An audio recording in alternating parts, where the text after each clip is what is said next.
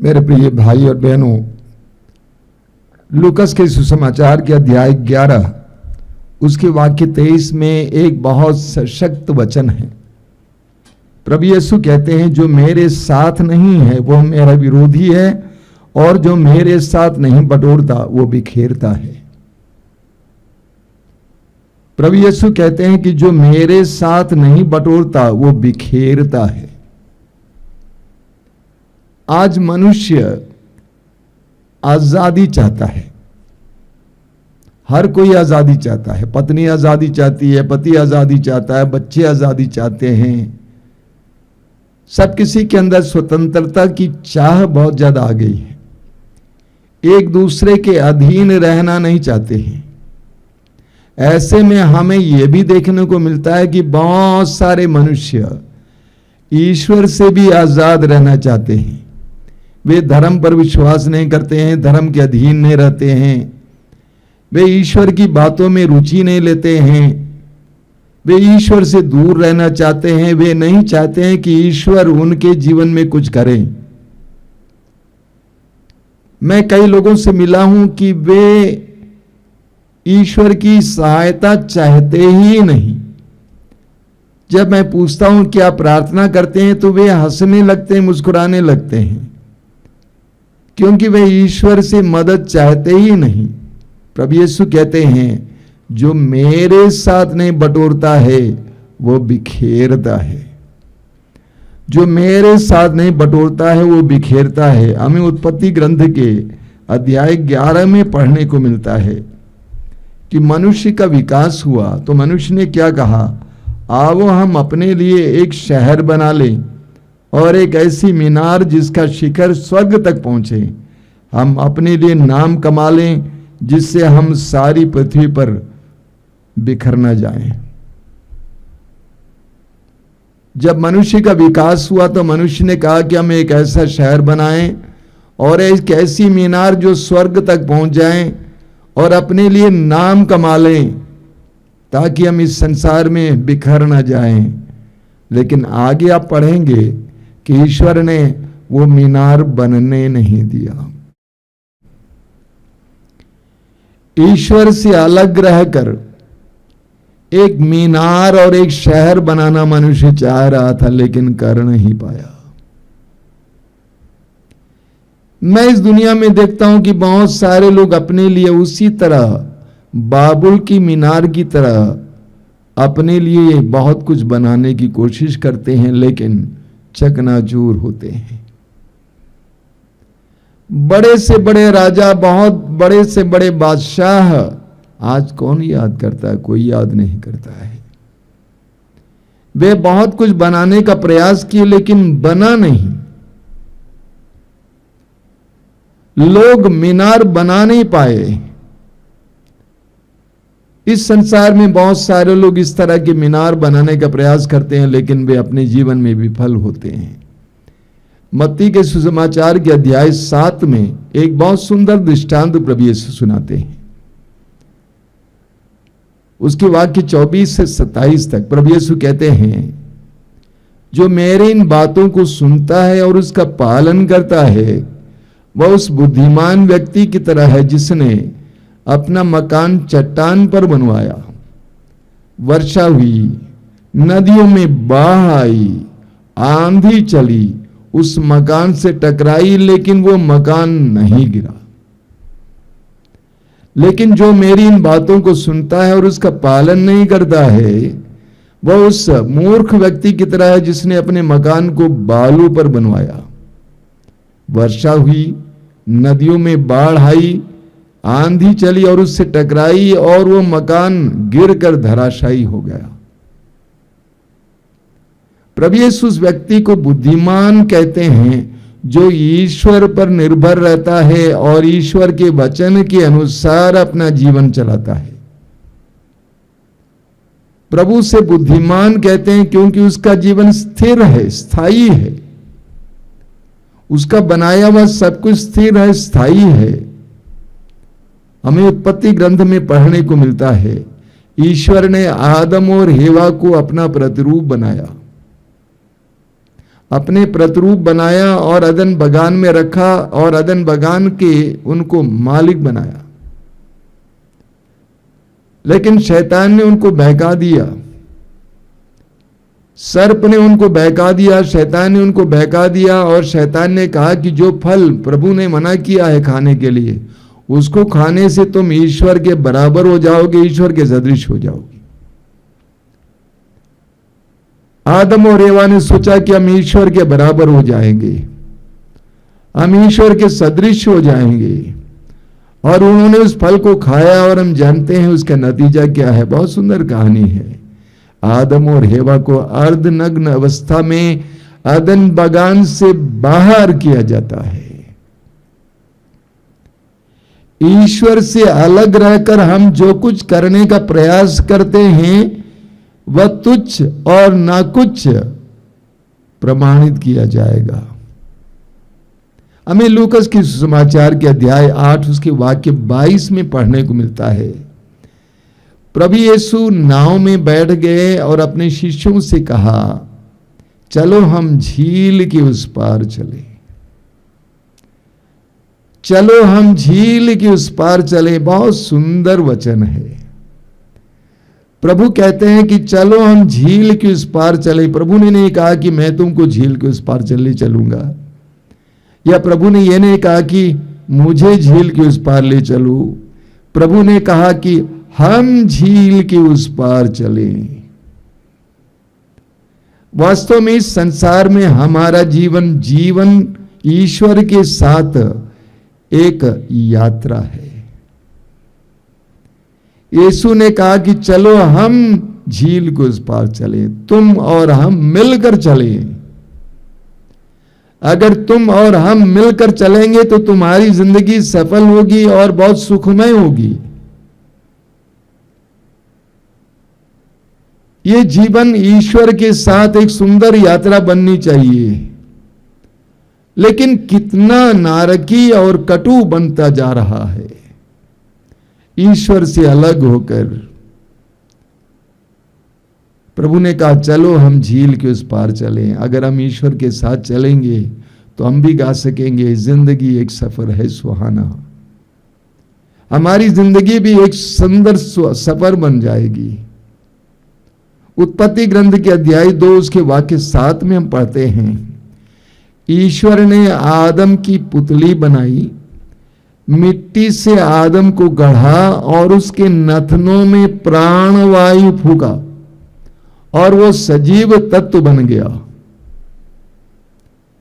ईश्वर ने मिट्टी से आदम को गढ़ा। एक कहानी है, बहुत सुंदर कहानी है, लेकिन इसमें बहुत गहरी शिक्षा छिपी हुई है। ईश्वर ने आदम को मिट्टी से गढ़ा और उसके नथनों में प्राणवायु फूंक दिया और वो सजीव तत्व बन गया। मेरे प्रिय भाई और बहनों, आज भी हम ईश्वर के उस महान प्रेम के कारण जीवित हैं। ईश्वर आज हमारे अंदर भी अपने प्राणवायु को फूंक रहा है, और जिस समय ईश्वर हमारे अंदर प्राणवायु फूंकना बंद कर देगा हम मिट्टी बन जाएंगे। स्तोत्रकार कहता है स्तोत्र 139 में उसके वाक्य 13 में, तूने मेरे शरीर की सृष्टि की, तूने माता के गर्भ में मुझे गढ़ा। तूने मेरे शरीर की सृष्टि की, तूने माता के गर्भ में मुझे गढ़ा। ये सच्चाई है। हमारा अस्तित्व ईश्वर से आता है, हमारा जीवन ईश्वर से आता है, ये एक सच्चाई है। प्रेरित चरित्र की अध्याय 17 में संत पौलुस कहते हैं, एथेंस में संत पौलुस क्या कहते हैं? पौलुस कहते हैं उसी में हमारा जीवन, हमारी गति तथा हमारा अस्तित्व निहित है। उसी में हमारा जीवन, हमारी गति तथा अस्तित्व निहित है। हमें ईश्वर से अस्तित्व प्राप्त है। हमारा ये जीवन ईश्वर में है, यह एक सच्चाई है, इससे हम भाग नहीं सकते हैं। यूहन्ना के सुसमाचार के अध्याय 15 उसके वाक्य 4 और 5 में प्रभु यीशु कहते हैं, तुम मुझ में रहो और मैं तुम में रहूंगा। तुम मुझ में रहो और मैं तुम में रहूंगा। जिस तरह दाखलता में रहे बिना डाली स्वयं नहीं फल सकती, उसी तरह मुझ में रहे बिना तुम भी नहीं फल सकते। प्रभु कहते हैं, तुम मुझ में रहो और मैं तुम में रहूंगा। जिस तरह दाखलता में रहे बिना डाली स्वयं नहीं फल सकती, उसी तरह मुझ में रहे बिना तुम भी नहीं फल सकते। वाक्य 5 में प्रभु कहते हैं, मैं दाखलता हूं और तुम डालियां हो। जो मुझ में रहता है और मैं जिसमें रहता हूं वही बहुत फलता है, क्योंकि मुझसे अलग रहकर तुम कुछ भी नहीं कर सकते। क्योंकि मुझसे अलग रहकर तुम कुछ भी नहीं कर सकते, क्योंकि तुम मेरे जीवन का हिस्सा हो और मैं तुम्हारे जीवन का हिस्सा हूं। हमारा अलग अस्तित्व नहीं है। तुम डाली मात्र हो। हां, ये सच्चाई है कि डालियों पर ही फल आते हैं, लेकिन तुम डाली मात्र हो और मैं तना हूं। अगर मुझसे जुड़े रहोगे तो तुम फलोगे। मुझसे अलग रहकर तुम कुछ भी नहीं कर सकते। मुझसे अलग रहकर तुम कुछ भी नहीं कर सकते। वाक्य 6 को सुनिए। प्रभु कहते हैं, यदि कोई मुझ में नहीं रहता तो वह सूखी डाली की तरह फेंक दिया जाता है। लोग ऐसी डालियां बटोर लेते हैं और आग में झोंक कर जला देते हैं। प्रभु कहते हैं, यदि तुम मुझ में नहीं रहोगे तो तुम सूख जाओगे। तुम्हारा सूखना तय है, क्योंकि मैं ही जीवन का स्रोत हूं। जीवन के स्रोत से कट जाओगे तो तुम सूख जाओगे। और लोग ऐसी डालियां बटोर लेते हैं और जला देते हैं। इसलिए प्रभु कहते हैं कि तुम मुझ में रहो और मैं तुम में रहूंगा। इस बाइबल को हम 2 भागों में विभाजित कर सकते हैं। एक है पुराना विधान और एक है नया विधान। पुराना व्यवस्थान और नया व्यवस्थान। ये विधान या व्यवस्थान क्या है? पूरी बाइबल में जो कहानी, जो घटना बताई गई है, जो बातें बताई गई हैं, जो शिक्षाएं दी गई हैं, उसका निचोड़ यह है कि ईश्वर हमसे प्रेम करता है और ईश्वर हमारे साथ एक रिश्ता बनाए रखना चाहता है। और हमारे जीवन का कल्याण, हमारे जीवन की सफलता इसमें है कि हम ईश्वर के साथ जुड़कर उस विधान के अनुसार जीवन जिए। ईश्वर ने इस्राएली जनता से कहा कि मैं तुम्हारे साथ एक विधान बनाऊंगा, तुम मेरी प्रजा बने रहोगे और मैं तुम्हारा ईश्वर रहूंगा। और जब तक इस्राएली जनता प्रभु की इस बात को मानती रही, तब तक वे सुरक्षित रहे। जब तक वे ईश्वर की प्रजा के रूप में जीवन जी रहे थे, तब तक ईश्वर उनका संरक्षक बना रहा, ईश्वर उनका रक्षक बना रहा। ईश्वर ने स्वयं इस्राएलियों की लड़ाई लड़ी, इस्राएलियों के लिए लड़ाई लड़ी। प्रभु कहते हैं, तुम मेरी प्रजा बने रहो और मैं तुम्हारा ईश्वर बना रहूंगा। ये हमारे लिए भी एक सच्चाई है। अगर हम ईश्वर को हमारे जीवन में कार्य करने देते हैं, हम ईश्वर के साथ जुड़े रहते हैं, तो हमारे जीवन में भी ईश्वर के संरक्षण का एहसास होगा, हमारे जीवन में भी ईश्वर की रक्षा का एहसास होगा। देखिए स्तोत्रकार क्या कहता है स्तोत्र 23 में, प्रभु मेरा चरवाहा है, मुझे किसी बात की कमी नहीं। प्रभु मेरा चरवाहा है, मुझे किसी बात की कमी नहीं। स्तोत्र 23 को आप बराबर पढ़ते हैं, बहुत सुंदर स्तोत्र है। स्तोत्र 23 में स्तोत्रकार क्या कहता है, प्रभु मेरा चरवाहा है, मुझे किसी बात की कमी नहीं। वह मुझे हरे मैदानों में बैठाता और शांत जल के पास ले जाकर मुझ में नवजीवन का संचार करता है। चाहे अंधेरी घाटी होकर जाना पड़े, मुझे किसी अनिष्ट की शंका नहीं, क्योंकि तू मेरे साथ रहता है। मुझे तेरी लाठी, तेरे डंडे पर भरोसा है। जब हम प्रभु को अपना चरवाहा बनाते हैं, मानते हैं, तो हमारे जीवन में कोई कमी नहीं होगी, सारी कमियों को प्रभु पूर्ण करेंगे। पेतरुस अपने पहले पत्र के अध्याय 5 वाक्य 7 में कहते हैं, आप अपनी सारी चिंताएं उस पर छोड़ दें। आप अपनी सारी चिंताएं उस पर छोड़ दें, क्योंकि वह आपकी सुधि लेता है। एक महत्वपूर्ण बात है। पेतरुस कहते हैं कि आप अपनी सारी चिंताएं उस पर छोड़ दें, क्योंकि वह आपकी सुधि लेता है। वह आपकी सुधि लेता है। वह आपकी आवश्यकताओं को जानता है। वो आपका ख्याल करता है। आपको क्या करना है? अपनी सारी चिंताओं को प्रभु के हाथ में समर्पित करना है। स्तोत्र 131 में उसके वाक्य 2 में क्या लिखा हुआ है? बहुत जबरदस्त वचन है। मां की गोद में सोए हुए दूध छुड़ाए बच्चे के सदृश मेरी आत्मा शांत और मौन है।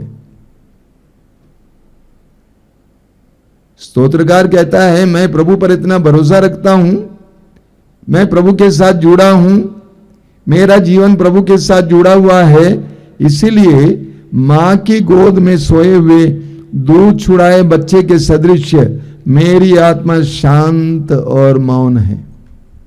इस दुनिया में बहुत सारे लोग बहुत ज्यादा चिंतित हैं, बहुत ज्यादा बेचैन हैं। उनकी बेचैनी का कारण क्या है? उनकी बेचैनी का कारण है कि वे प्रभु पर भरोसा नहीं रखते हैं। वे प्रभु के साथ जुड़कर जीवन नहीं जीते हैं। जो प्रभु के साथ जुड़कर जीवन जीता है, उसके अंदर शांति रहेगी। जो प्रभु के साथ जीवन जीता है, वो फलवंत होगा, वो फल उत्पन्न करेगा, उसके जीवन में सफलता नजर आएगी, उसके जीवन में शांति नजर आएगी।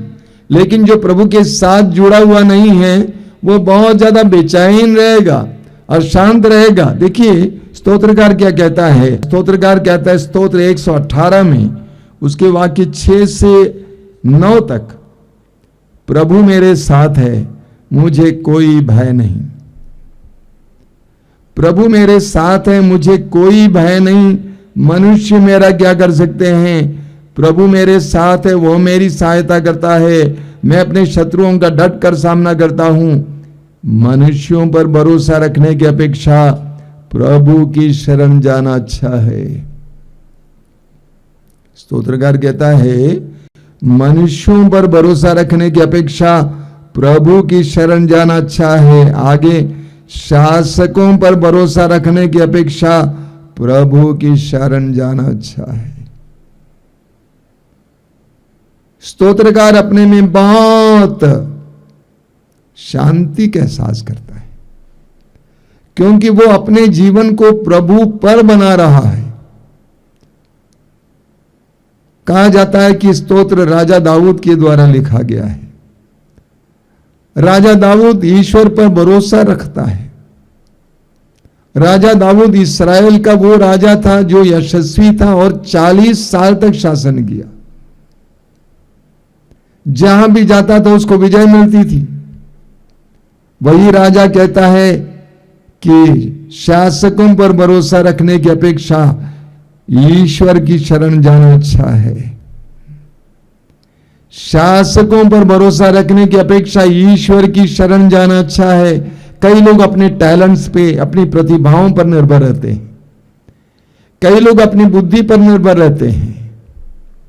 मुझे कई ऐसे युवक युवतियों से मिलने का मौका मिलता है जो कहते हैं कि मैंने बहुत परिश्रम किया, बहुत पढ़ाई की, मुझे अच्छी खासी नंबर भी मिली है, लेकिन जिंदगी नहीं बन रही है।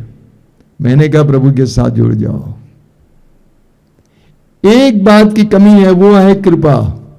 और वो कृपा तुम्हें बाजार में नहीं मिलेगी, किसी यूनिवर्सिटी में नहीं मिलेगी, किसी किताब में नहीं मिलेगी। वो कृपा तुम्हें प्रभु के शरण में मिलेगी। और प्रभु के साथ जुड़ जाओ, तुम देखोगे तुम्हारे जीवन में क्या होगा। रोमियो के पत्र के अध्याय 8 वाक्य 31 में संत पौलुस क्या कहते हैं, यदि ईश्वर हमारे साथ है तो कौन हमारा विरोध कर सकता है। यदि ईश्वर हमारे साथ है तो कौन हमारा विरोध कर सकता है। अगर ईश्वर हमारे साथ है तो सब कुछ हमारे लिए कल्याण में परिवर्तित हो जाएगा।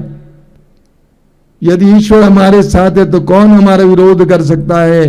स्तोत्र 5 में लिखा हुआ है, स्तोत्र 5 उसके वाक्य 12 में, जो तेरी शरण जाते हैं वे सब आनंद मनाएंगे।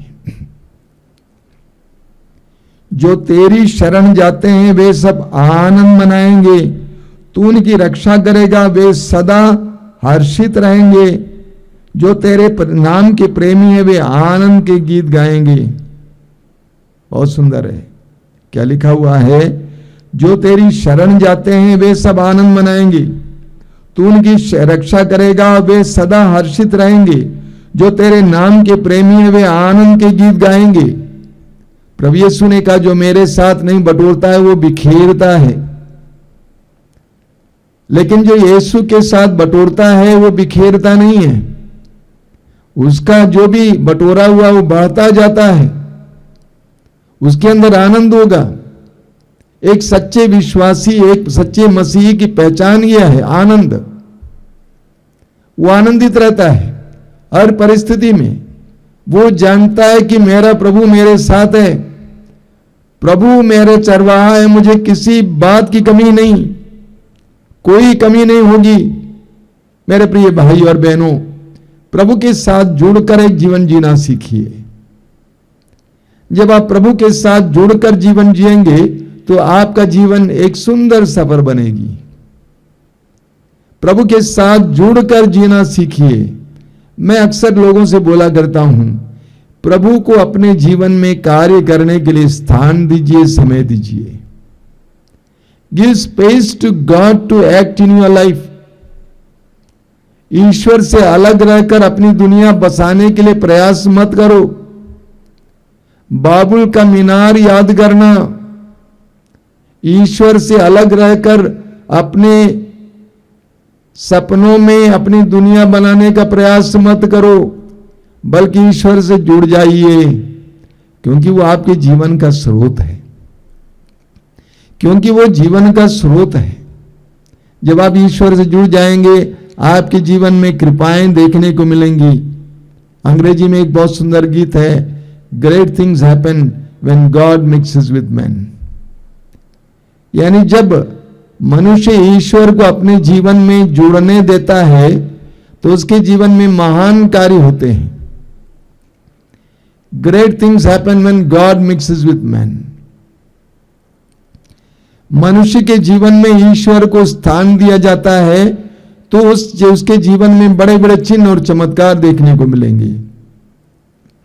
मैं जानता हूं कोरोना काल में बहुत सारे भाई बहन ऑनलाइन प्रोग्राम्स के द्वारा अपने आध्यात्मिक जीवन को शुरू किए और वे कहते हैं कि उनके जीवन में एक ताजगी आ गई। वे कठोर परिश्रम करते थे लेकिन उसके अनुसार प्रतिफल नहीं मिलता था, लेकिन जब से प्रभु से जुड़े हुए हैं इन आध्यात्मिक कार्यक्रमों के जरिए उनके जीवन में ताजगी आ गई, उनके जीवन में सफलता आ गई है। कई लोग मेरे सामने आकर बैठते हैं और बोलते हैं कि मैं बता नहीं सकता हूं कि प्रभु की कितनी कृपाएं हमें मिल रही हैं। प्रभु यीशु कहते हैं, जो मेरे साथ नहीं बटोरता है वो बिखेरता है। जो मेरे साथ नहीं बटोरता है वो बिखेरता है। हम बिखेरे ना बल्कि बटोरे। हम अपने जीवन को सुंदर बनाएं, सफल बनाएं। आइए हम प्रार्थना करें।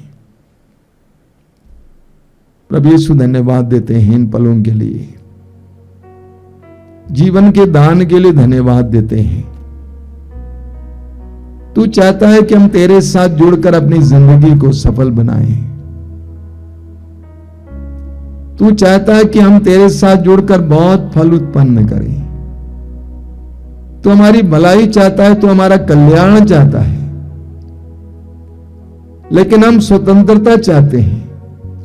हम तुझसे अलग रहकर बहुत कुछ करना चाहते हैं, लेकिन तू स्वयं कहता है जो मेरे साथ नहीं बटोरता है वो बिखेरता है।